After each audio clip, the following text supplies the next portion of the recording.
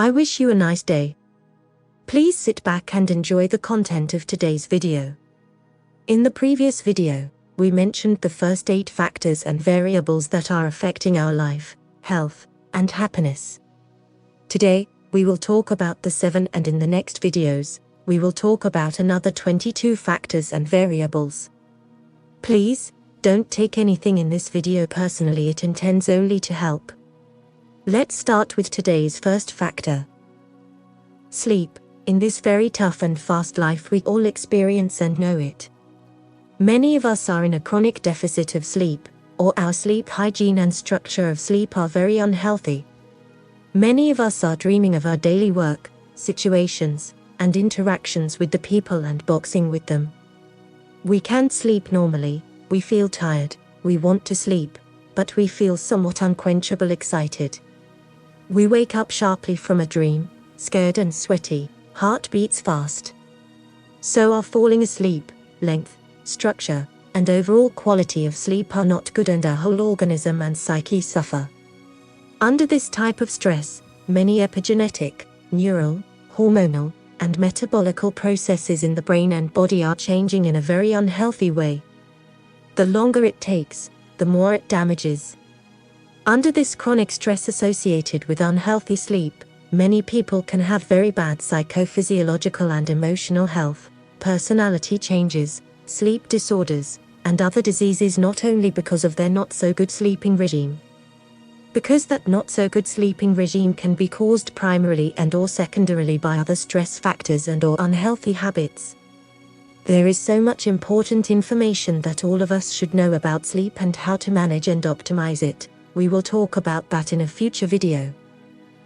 Nutrition and drinking regime. From the production of sperms and eggs, through childbirth, adolescence to death, we are here thanks to nutrition, essential and non-essential nutrients, and drinking water. One of the most important factors in epigenetics is nutrition.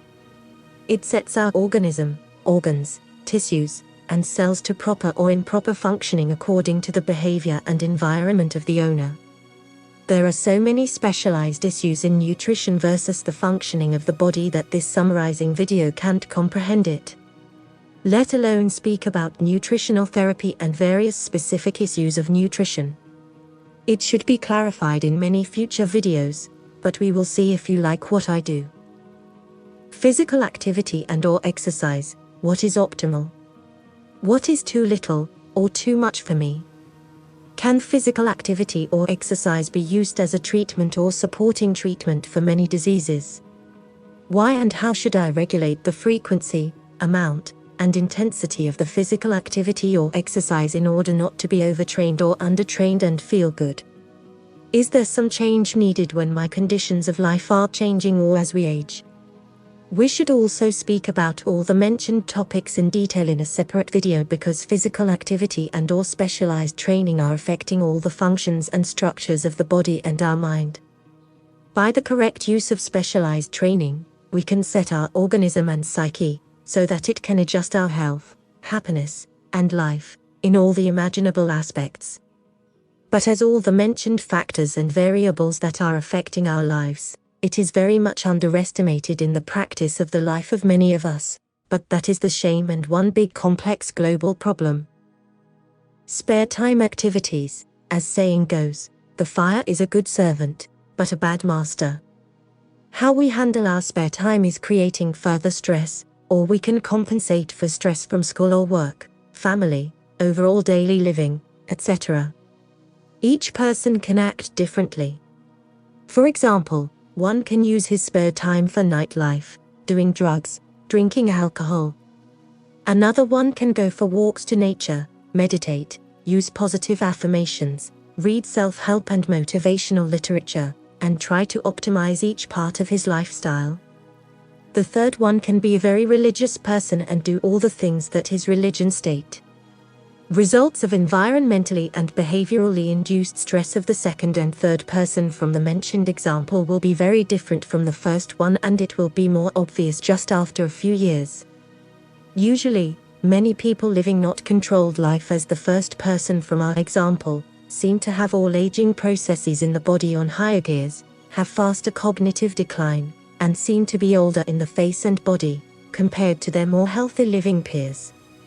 Many people, as from our first example, seem to survive some kind of emotional and spiritual death, just after several years of that unhealthy and psychologically destructive lifestyle. But is the topic for another detailed video. Time for yourself. In our spare time, many of us are still plugged into society. We are around the family, friends, acquaintances, all the time without a sufficient pause. It is human nature that people influence each other by their behavior, thinking, feelings, communications, energies. Sometimes, it can be very exhausting, mainly for introverted people, and many of us know it.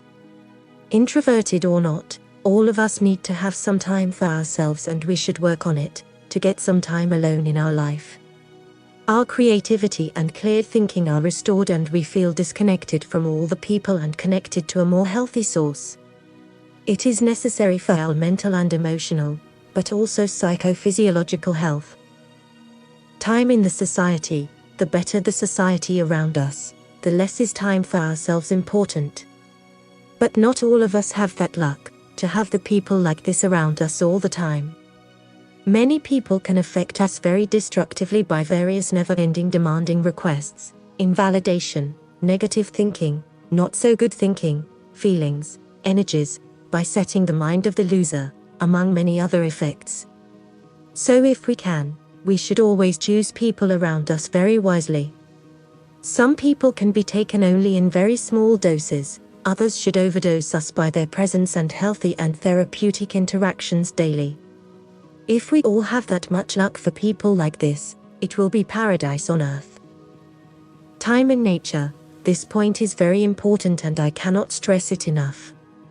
Maybe if you like what and how I do, I will make a complete video about this and all the points of this video to the current scientific levels and applications of that information to your daily life practice. We are connected, hardwired to nature. If we do not spend enough time in nature, we will deeply suffer psychophysiologically and emotionally, and our moods can't be the best. You can try it in your own experiment if you wish, but many of us know that, and scientific literature speaks the same. We have to spend our time and do as many activities outside in nature as possible. Walks in nature, in parks, around the lakes, along the rivers, across the woods, meadows, that is the necessity for all of us. In this video, we briefly mentioned some of the many factors and variables that are affecting our lives, health, and happiness. I will try to do my best in the next videos with other factors and variables, and then with solutions. There are so many important topics that all people should know more about so that they can optimize and better manage their life. If you find our video helpful or interesting, please like, comment, share, and subscribe. I will be very glad and motivated by your support for the next videos. Thank you so much for your time and attention. Have a nice and successful day.